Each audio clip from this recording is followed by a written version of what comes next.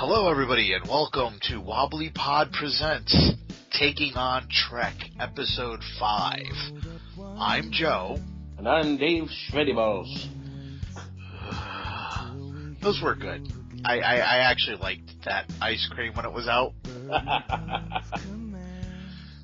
You never tried it, did you? No, I didn't. Oh, it was yummy. So what's going on, Dave? Not too much. Just chilling out, checking up more on the specs for the new Xbox. Yeah. And how everybody's pissed off at it. I still don't understand why they're all pissed off about it, but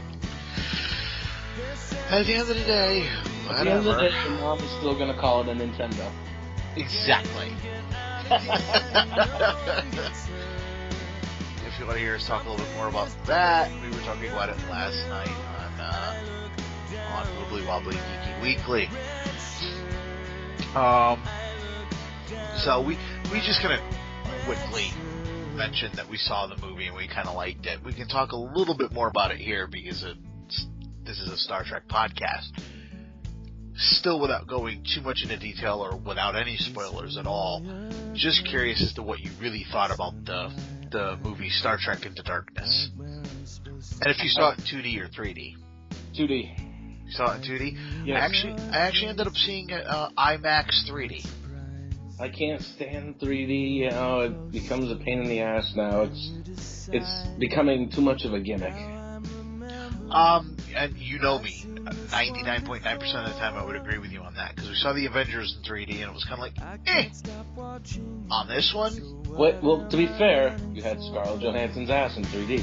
Oh yes, which made everything better. But, in this, it works, especially it seems like at the beginning of the volcano. Still not planning on going to see every movie I can in 3D because, frankly, it's 3D and as you said, it's a gimmick. Quite frankly, I like whatever brain cells I have left. I don't want to kill them all. Yeah, exactly. But without going into great detail, what did you think of the movie? How'd you like it?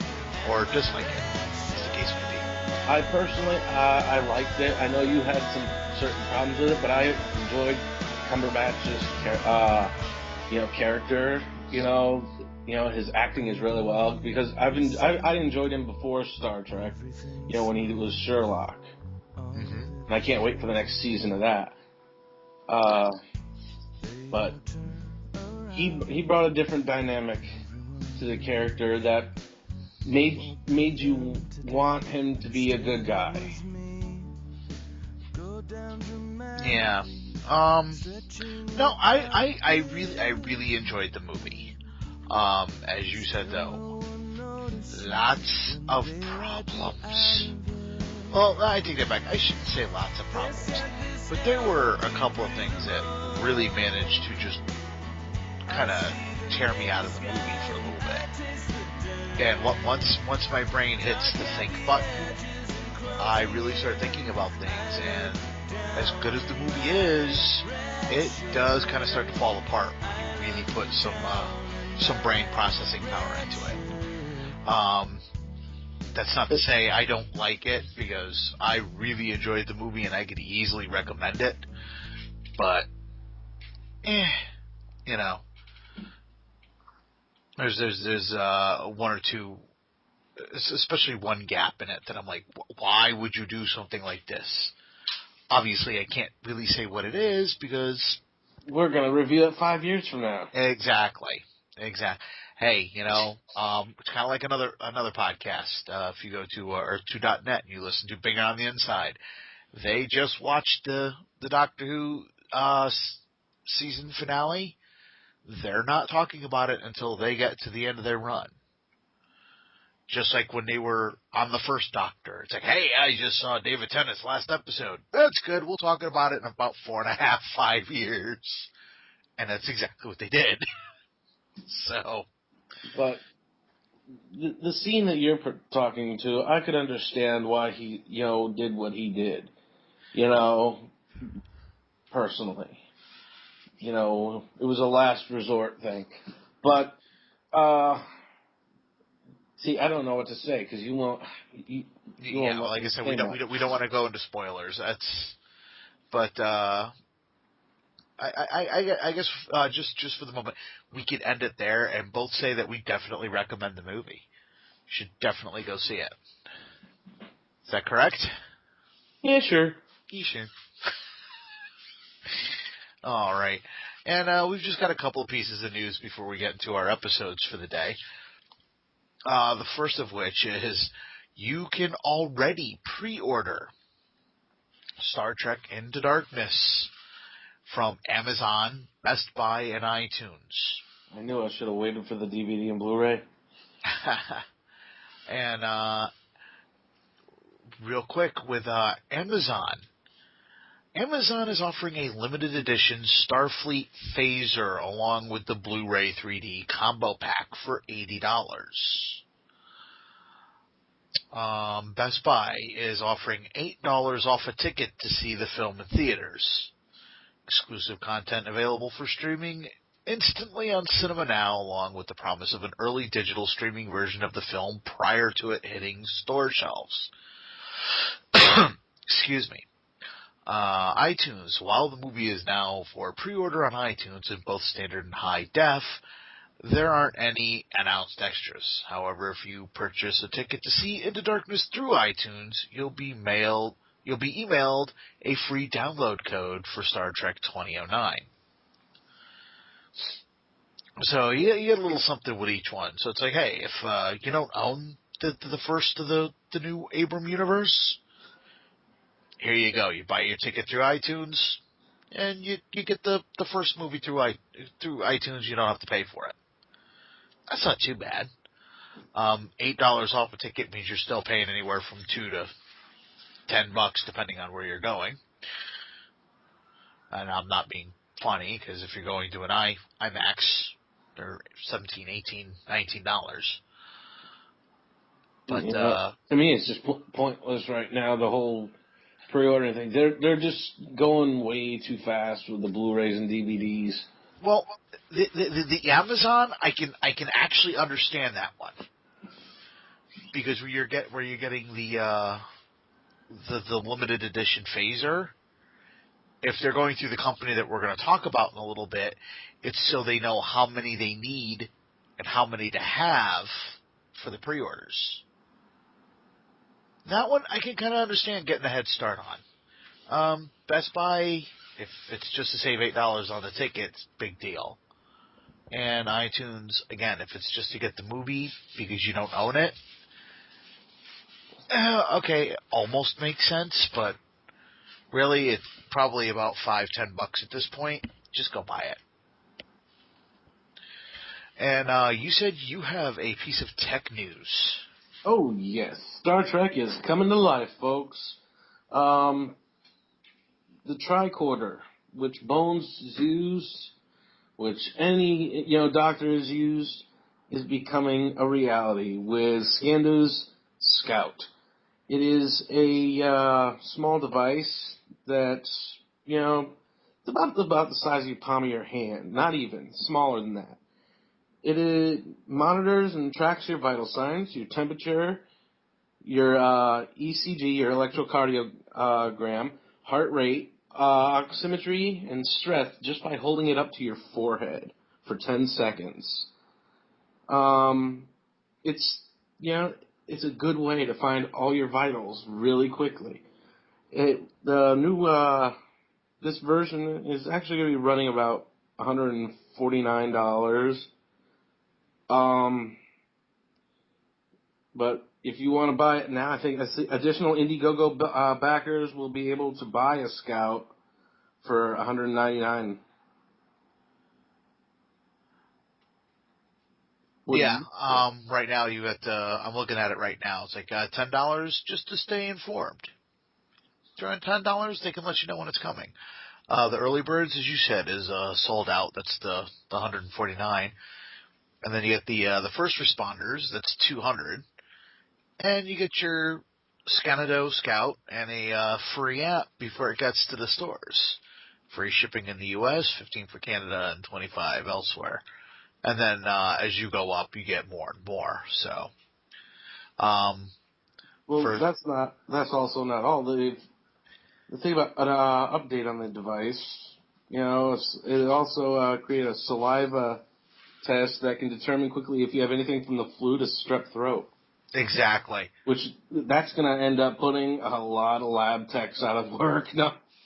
To an extent, they're still going to want to run blood work and everything. But here's my favorite. I wish I had the amount of money that this calls for to do this. $3,500. It's called BioTrekkies. You get 2 Scanadu Scouts, and a day as a citizen astronaut for 2, featuring an immersive space medicine workshop and a tour at NASA Research Park. You will be hosted for the day by an expert space physician. No shipping costs. That's actually pretty damn cool. So, and do you have anything else for this, or? I do not. All right, and this is one I think we should bookmark and kind of keep an eye on it. Especially with my health problems.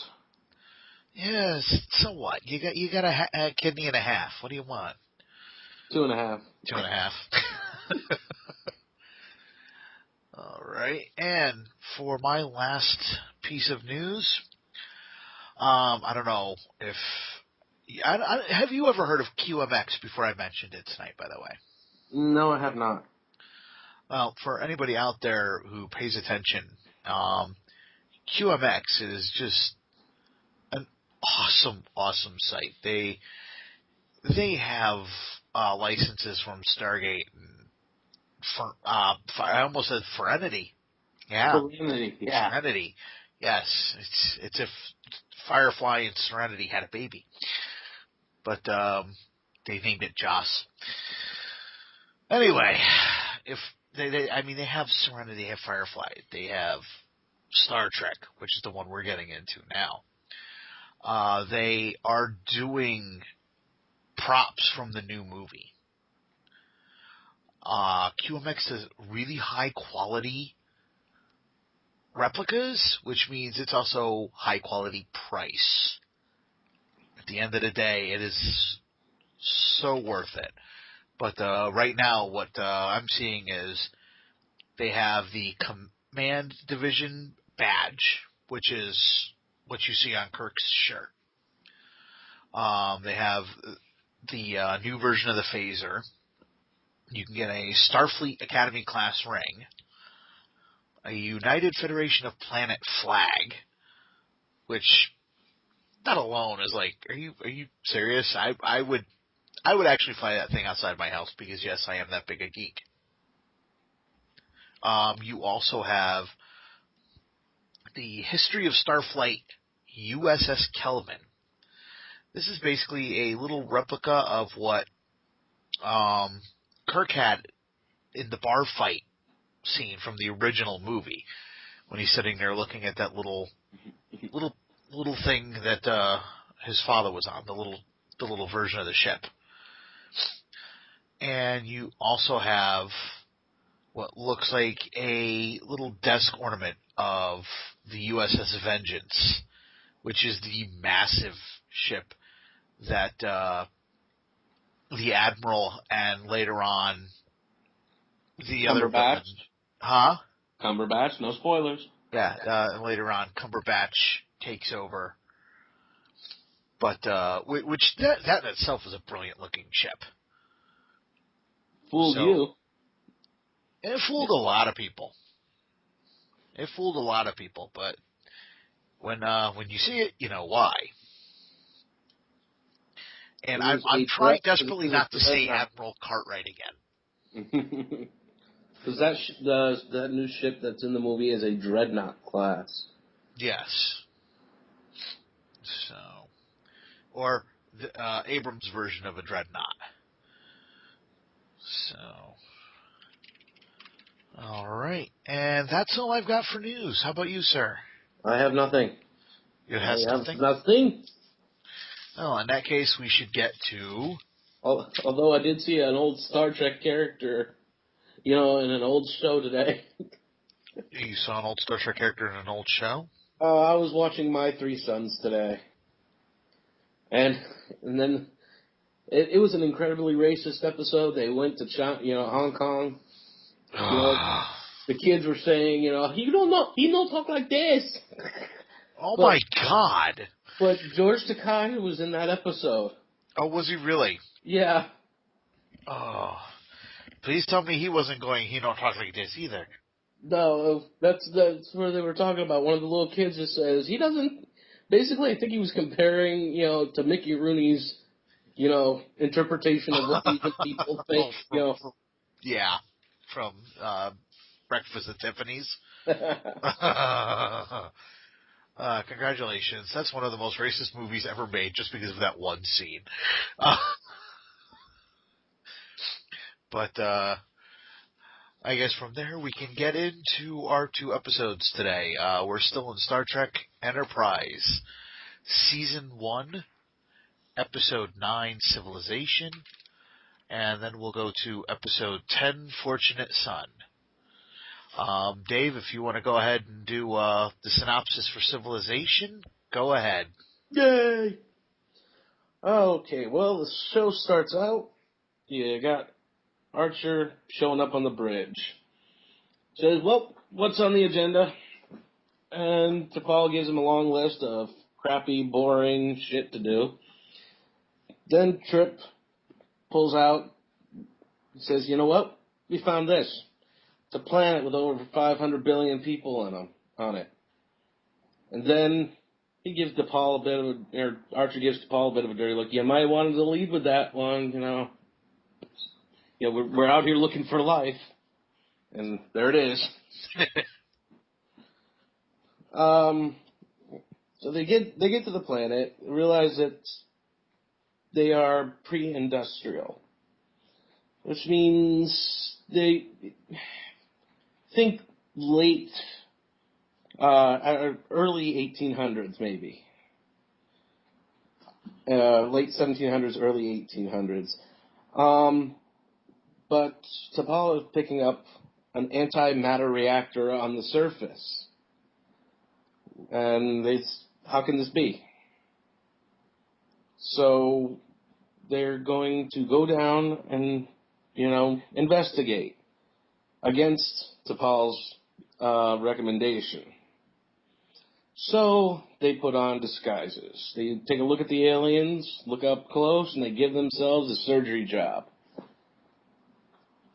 That's not really a surgery job, more of just a makeup job by Phlox. Now, it should be said that this, species is called the Akali. I believe the Akali, that's how I pronounce it, right? I believe so. They beam down, or actually, no, they don't beam down. This is one of the funnier parts of the episode. T'Pol suggests, take a shuttle pod, a little bit farther out, from the, city,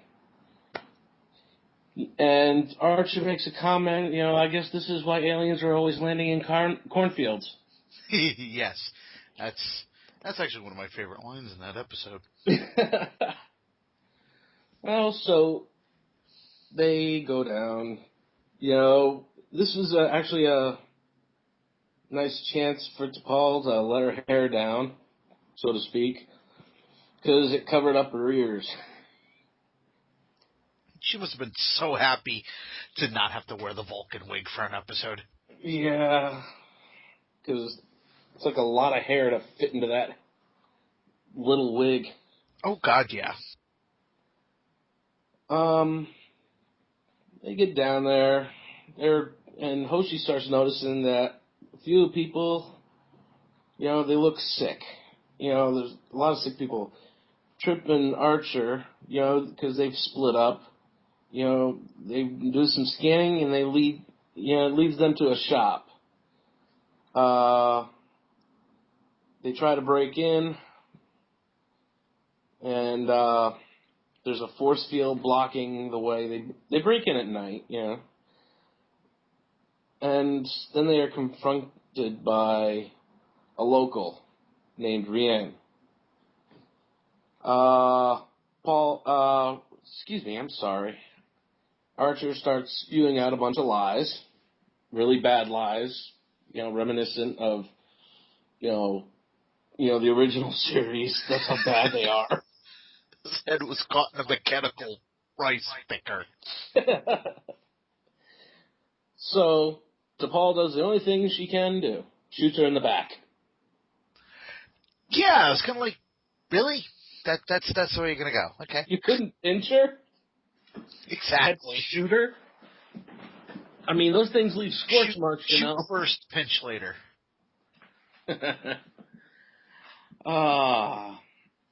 After that, Archer, brings her back to her own house, which I don't know how he figured out where she lives. Other than how she just found out her name. How does he know the layout of the friggin' city and where she lives? Well, she looked at the paperwork. She might have been able to read the street signs. It may not have been all that far. It's the only thing I can come up with. Anyway, from there on, at the house, Archer spews out some more, lies. And says, "We're from far away." That's all he says. We're trying to... I don't live... I don't come from space. I only work there. I actually from Iowa. I'm from Iowa. She We're says stop making future references now. Sorry.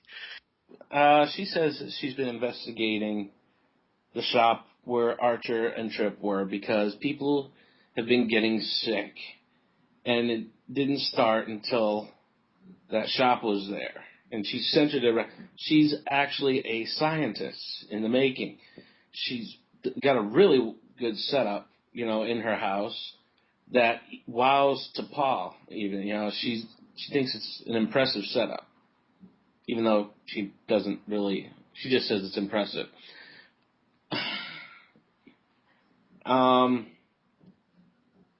Then Archer and Trip go back during the day to this shop. They and once they're pretending to be antique collectors, and they're doing a really bad job at it. It's like, I'll take one of those. What is it?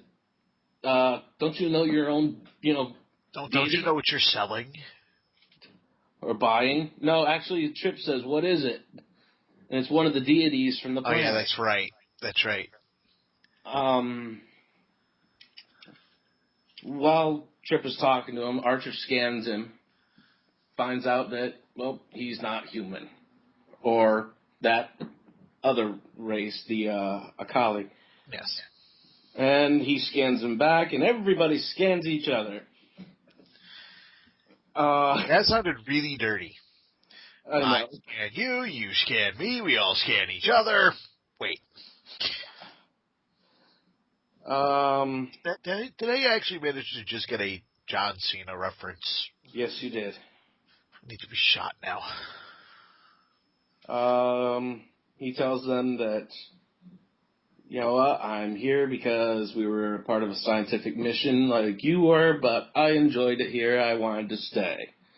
I have a reactor, but it's just for making food, and, clothing and other supplies.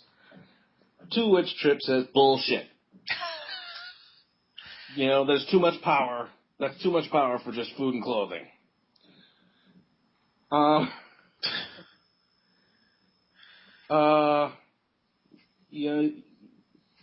Phlox, or I'm sorry.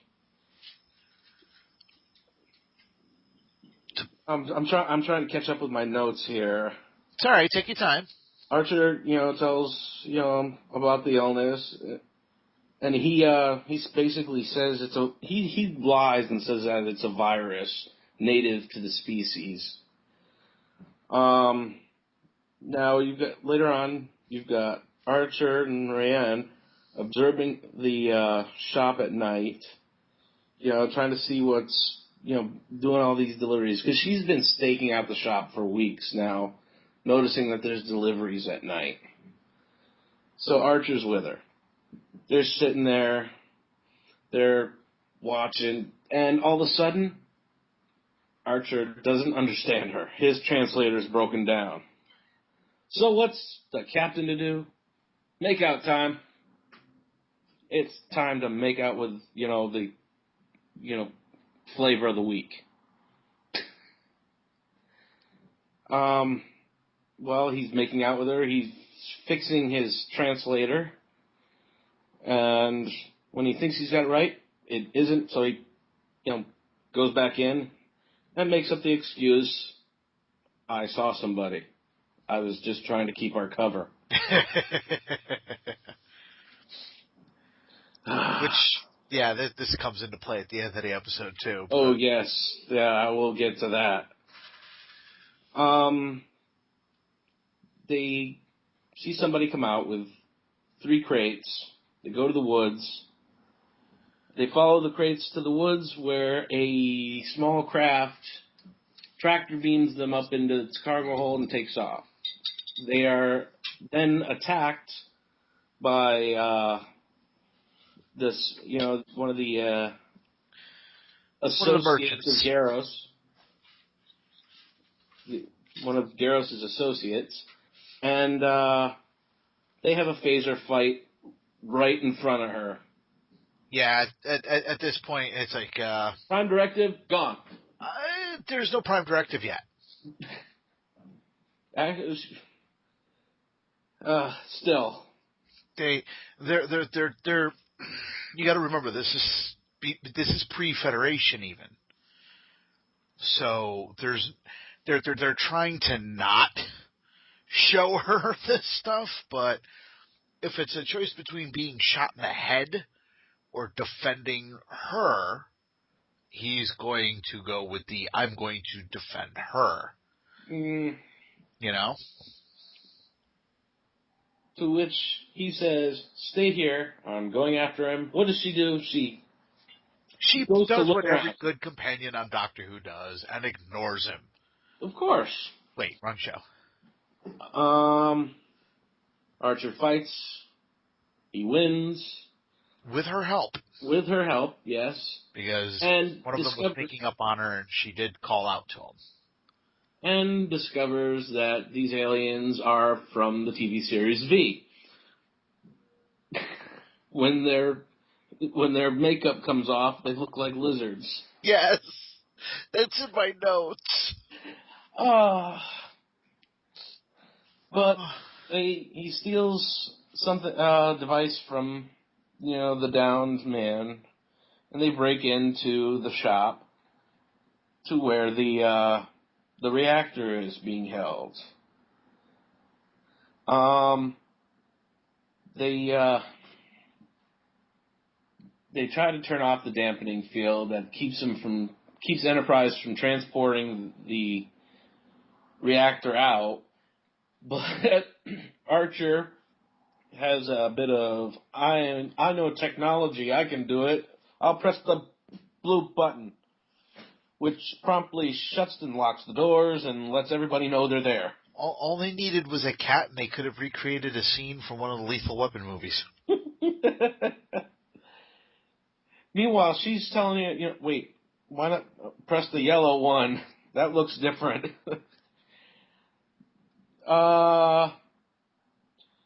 At the same time, a warship is coming up on Enterprise, firing. This thing is armed to the teeth, and, it could take Enterprise out really quickly. Again, you see T'Pol and Trip butt heads a little bit, where she says, prepare to leave orbit, and Trip is just, delay that. You know what? We're not leaving the captain. But, T'Pol says, I just said prepare. I didn't say we're leaving anybody. Shut up. She said, I do not plan on leaving him behind, dead or alive. Yeah. Like, Wait, dead? What? Yeah, he's like, uh-oh. Okay, never mind. I'm going to go sit in a corner now and shut up. Yes, because Garros had told him, Captain's dead. And at that point, she, in her own mind, said, bullshit. Yes.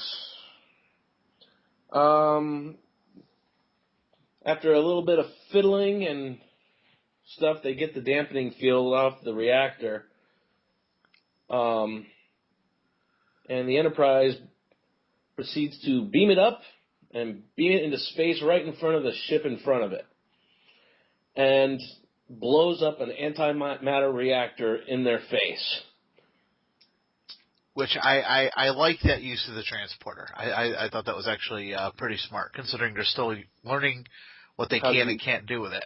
Yeah, which I thought an antimatter reactor would interfere with the transporter. Myself. It depends on how well it's shielded. After this, I should have said earlier that they found out, or Phlox had found out, that a toxic chemical was what was making everybody sick, and it was like an oil. Yes, from the mining operation that was going on. It was an oil used on the drills. They were mining, what was it called? Viridium isotope. Viridium isotope made for weapons. They were making weapons, basically. Let's see. Dr. Fox discovers that the water supply is contaminated due to leaks of, God help me, tetracyanate 622, which is the lubricant that they were using on the There's always time for lube. There's always time for lube. After that, Archer gives Vian the medicine to cure everybody, make everybody better. One full dose of a huge bottle of crap or whatever. A huge bottle of what the fuck is that stuff? And to which he gives her another kiss and saying, "What, is your translator broken again?" she says. She knew what was going on the whole time. And he also assures that Vulcans will keep an eye on the planet to make sure, the Malorians or, what's his name, Garrus' race, don't come back. Right. Thoughts? Honestly, I actually kind of enjoyed the episode. It's not a great one, but for first season, you know what? It's still an above average episode for me. I really like how at the beginning they're kind of giving Archer a hard time. Oh well, we got the dual suns here. Yeah, what else have you got? Oh well, there's space dust out here. What else? There happens to be a little M-class planet that's got some life. You might be interested in it. He just turns around and gives to Paul the stink eye. Yeah. How about you? I thought it was, it was kind of a fun episode for our first season, but like I told you earlier, the problem with doing all these in chronological order is we've seen this story done before in other Star Treks. We have, but we've also got to go with, hey, this is the first time in the overall arc of what we're doing that we've come across it. And seriously, what the fuck is up with T'Pol just shooting people in the back? Yeah, I know. I was kind of like, really? It's like, well, ew. Yeah, she's got a weapon on you. You were able to sneak up on her. All you gotta do is pinch her, Yeah, exactly. Oh, now, we were talking about the Prime Directive a little while ago. The reason I brought it up is because they don't technically have the Prime Directive, but if you think about it, they do have a Vulcan protocol. Yeah. Which they don't make contact with a species before they've achieved warp drive. That is part of the basis of what becomes the Prime Directive. So it's like, we're not really using that yet, but screw it. It might come in handy, you know? Now, I love Brienne's character, because she basically saw through Archer from minute one. Oh, yeah. She's just like, you are lying through your teeth and you don't know how to lie. Exactly. Now, real quick, one thing I'm going to start doing, and I would recommend you do this as well, is I want to start using Memory Alpha while we're doing our reviews. Memory Alpha is a Star Trek wiki, and this gives us little tidbits that we may not realize, or we may forget as we get later on into the series. But the Malorians will be mentioned again in the future. Yes. Either that or, in the new series, V-series. Yeah, really. But they will be mentioned in an original series episode, which I've already made note of, so I can remember to bring it up. Now, what was that called? That website? It's called memory-alpha.org. You can get full episode synopsis on there. You have background information. They'll give you what they consider to be some of the best lines in that particular episode. It actually comes in very, very handy. But yeah, no, I do like one thing where they walk into one of the shops and you see them painting little figures. And I couldn't help it. The first thing I thought of was Warcraft statues. It's nice to see Warcraft painting on other planets. And also, is this possibly the beginning of the Federation getting replicators? Food replicators, I mean. Because they have resequenced food, but I believe it's cooked. I haven't seen them, or have I just missed them using? Here's the thing. In the previous, or one of the previous episodes, I think it was the one with the comet. They had that whole scene about resequenced. Basically, everything waste gets turned into everything, not just. Right, but that's not the same thing as a replicator.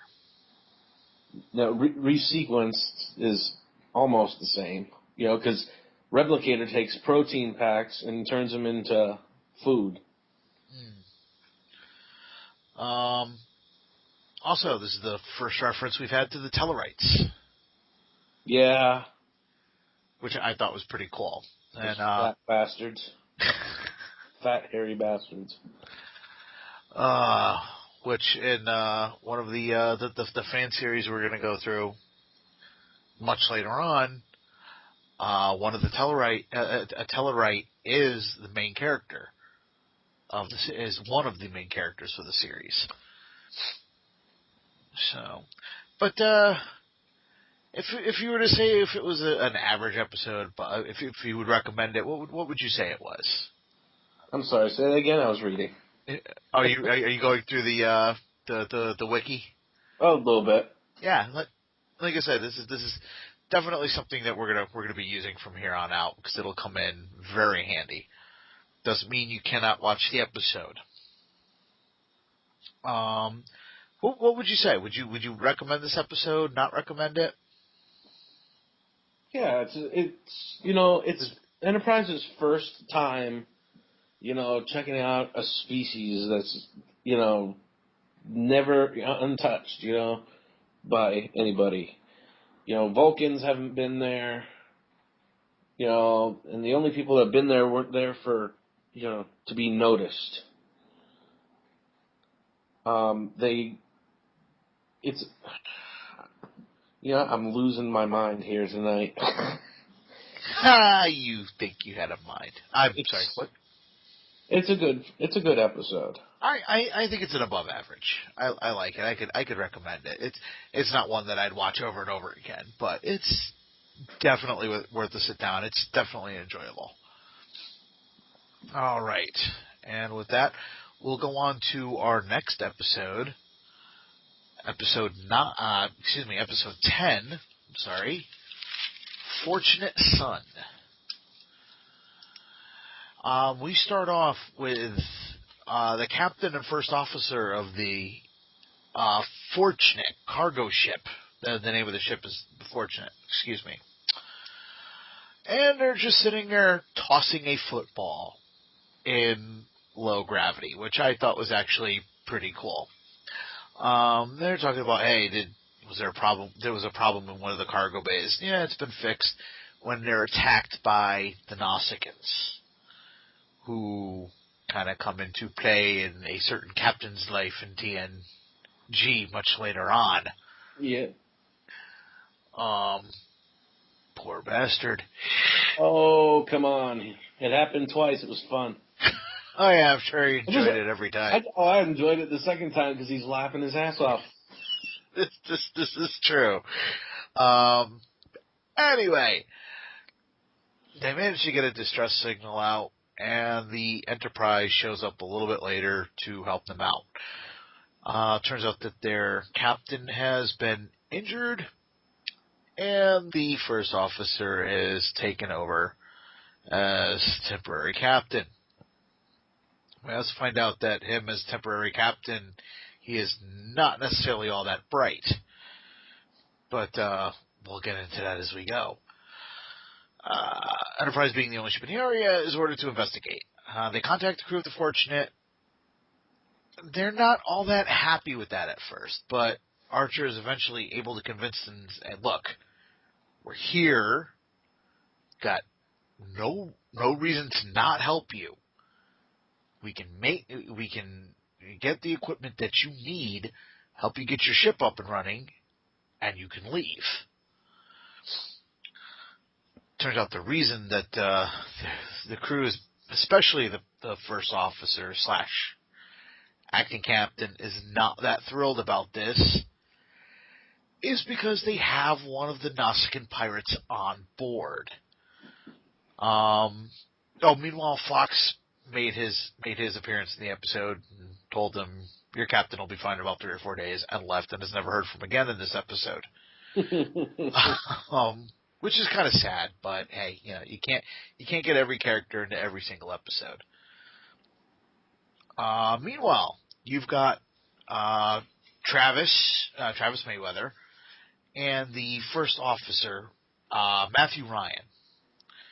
Sit down and they're eating and they're talking about how it was when he was a boomer and how it is now that Ryan's a boomer. And Ryan kind of lays into Travis a little bit for having left. And he's like, hey, my family is proud of what I've done. They weren't happy, but they support me. And he's like, oh, they just told you that so you wouldn't feel bad about what you're doing, this and that.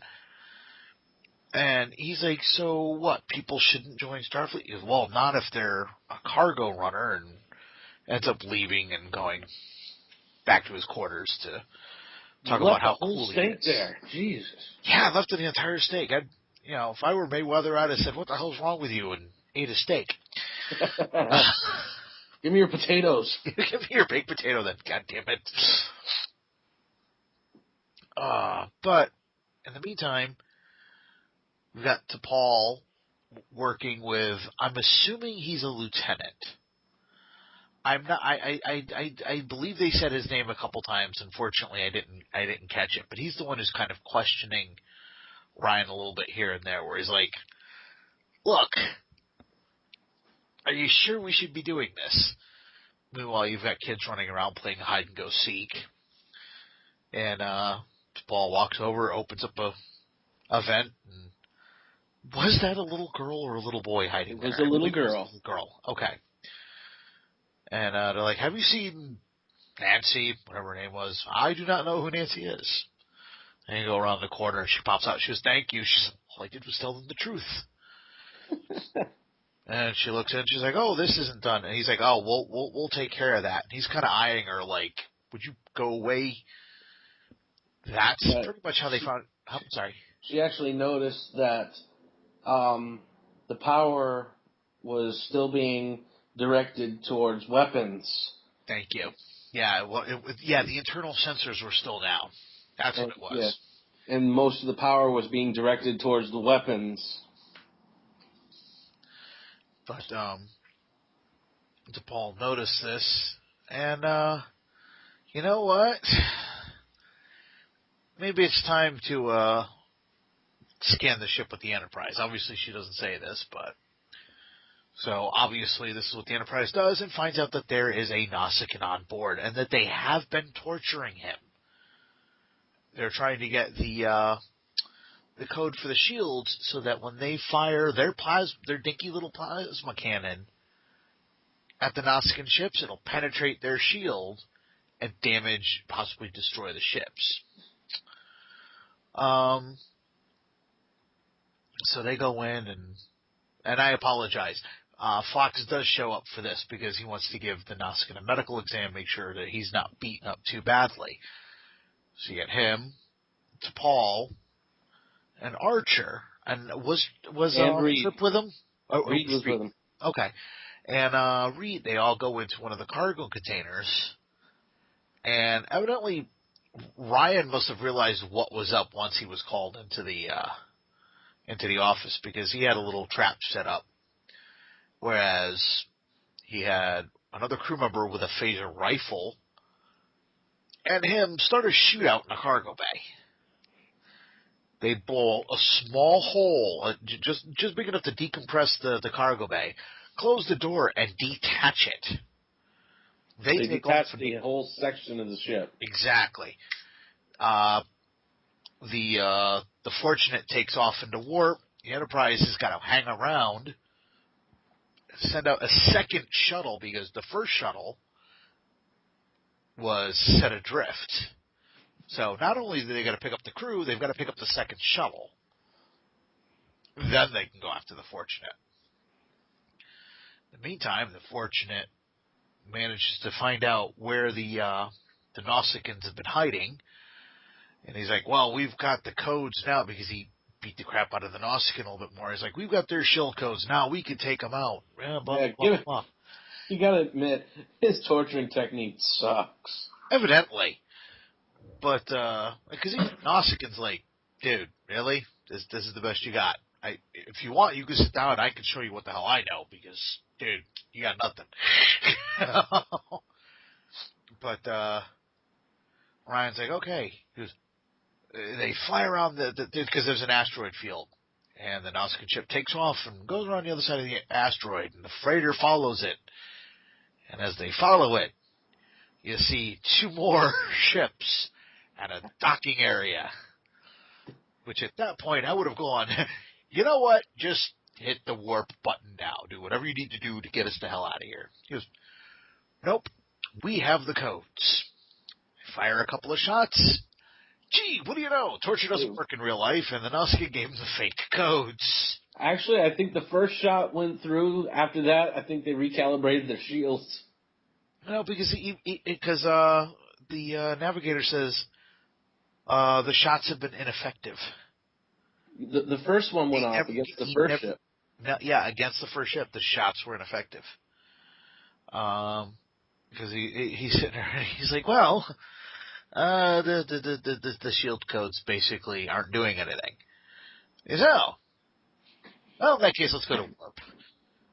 Too late. They've taken out the warp engines. Now they have 3 Nausicaans on board. A firefight ensues. The Enterprise gets there and says, look. Archer's like, look, you guys need to leave this ship alone. And Nausicaan comes on and goes, you know what? We might be pirates, but let's think about this for a minute. He's got one of our crewmen on board. He's been torturing him. And then he's got the balls to come by and attack where we're at. Why should we let them go? Much as I hate to agree with the character because they are pirates, he does have a point. But anyway, he manages to convince the captain, I guess, of one of the Nausicaan ships to let them talk to Matthew Ryan. And at first, Archer is over here. He goes, look, you've got to let him go. You've got to do that. Because we have the weapons. We can back you up once he's gone if they keep going. And he's not listening.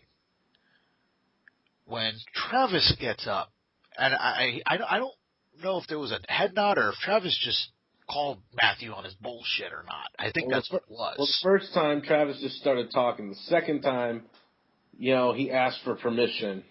Yeah, that's what it was, because he's sitting there and because he's calling him out on this, and he's like, "Oh no, Ryan is I'm doing this for everybody." He goes, "No, you're doing this for revenge.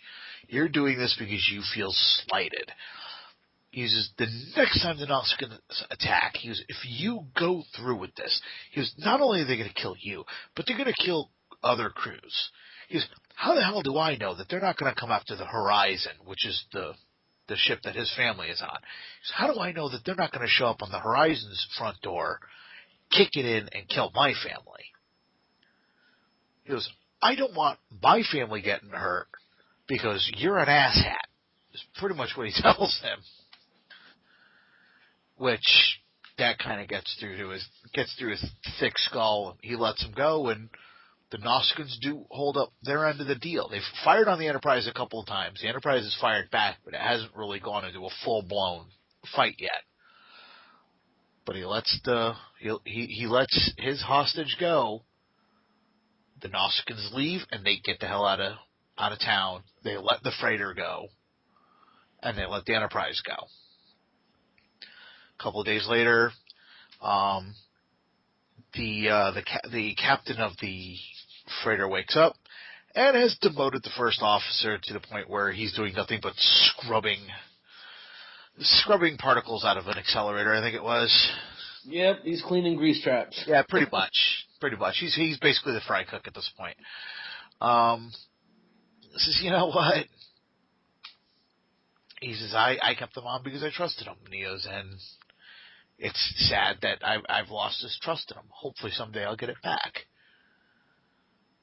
But he explains to him. He says, when you have this type of a run, you see other ships, you start to get jumpy because we're only going 1.2, 1.3 at warp.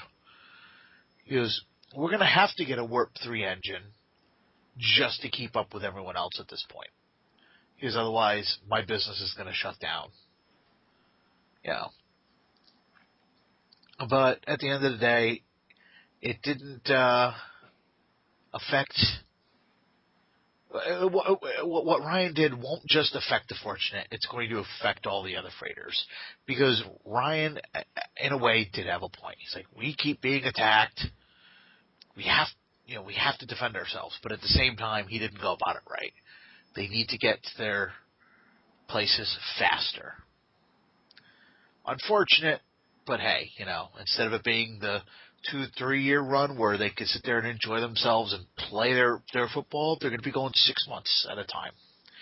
And that's pretty much the end of the episode. What was your thought? So it's a Captain Ahab story. Kind of. Ryan's out for his white whale, which in this case has yellow skin and 3 teeth on its lips. The Nausicaans. and little spikes out of his forehead. It was, like I said, it was an Ahab story. It's nothing but a good old, revenge. This guy was not thinking at all. There are children on this ship, and he wants to go to war. Exactly, which is why I made sure to bring up the fact that the kids were playing, because it's not just the adults here. And he's just showing how immature he is throughout the whole thing. Yeah. Now, I'm not sure, but is this the first mention of the Nausicaans as well? In chronological order? Yes. I think so. Okay, so I mean, obviously they've heard of them before, but it's like, okay, that's actually pretty cool. That I had one big problem with the episode. I'm sorry, go ahead. I had one big problem with the episode myself, and that was, why isn't T'Pol sucked out that damn hole? The ones that they shot a hole into the hull. They were venting air. Why weren't any of them sucked? Yes, why weren't they all sucked out that little hole?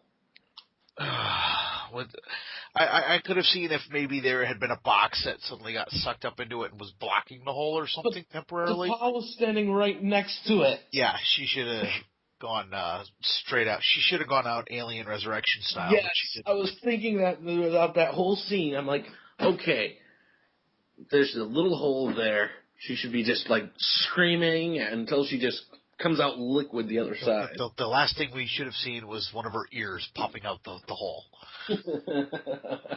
But other than that, though, I did actually like that scene. I like how Ryan was thinking ahead a little bit, and he had that little trap planned just in case they caught on. I mean, that trap was not. He escalated too fast. He did, but like I said, it's like considering the way he was thinking, it made sense. It made sense the way he was doing things. And if Enterprise had already scanned their ship, wouldn't they already know where the Nausicaan is and, from where they were getting led to? Not necessarily. It seems like right now it's like they can read the bioscan, but they can't necessarily pinpoint it.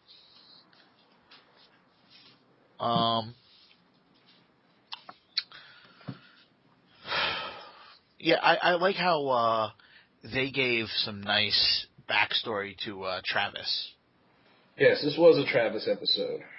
Even though Travis wasn't the main focus, it's very much a Mayweather episode without having a lot of Mayweather in it, which is kind of odd.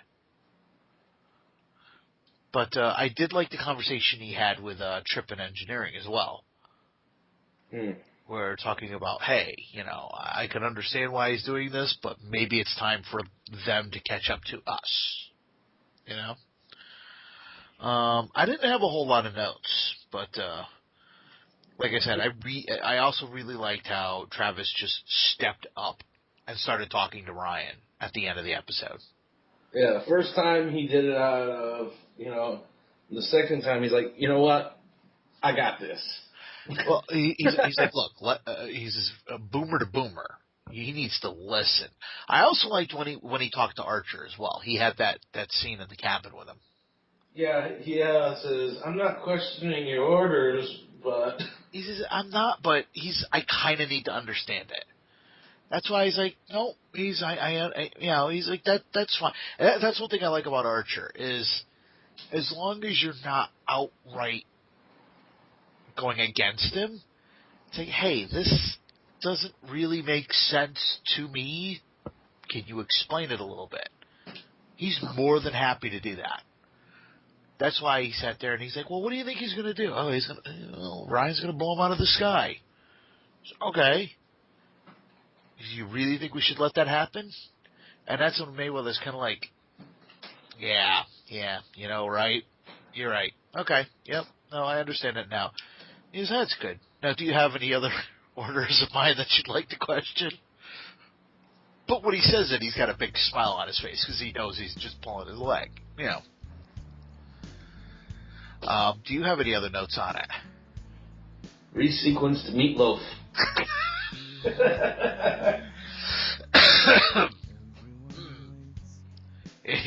Mystery meat. Yes. Quite literally, considering some of the stuff they have to use to resequence it, it really is mystery meat. You don't know what party it came out of. Exactly. But no, that's all I got. But I honestly like this episode. If they hadn't used it to build up Travis's character, I don't think it would have been nearly as good. But considering that they gave him a lot of backstory, they really built up his character some, really makes this a worthwhile episode to me. How about you? Yeah. Yeah. Yeah. I cannot disagree with you. Yeah. All right. And, wow. My name is Dave.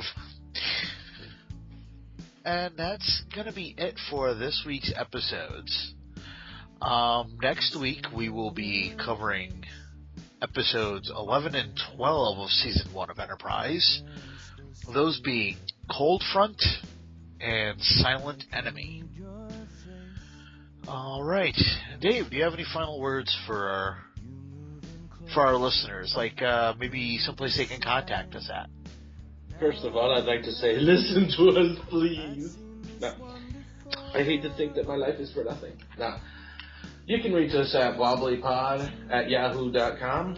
Check us out on Facebook or Twitter at Wobblypod. Leave us a post, tell us we suck.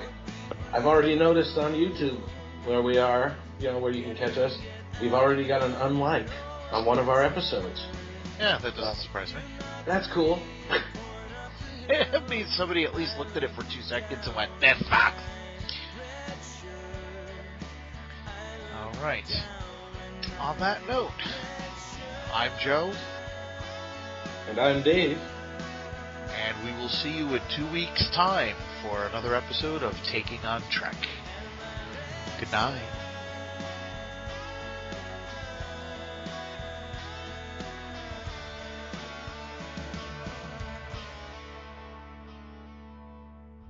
I don't hear the sound. Everything slows. All of it falls away. They don't turn around.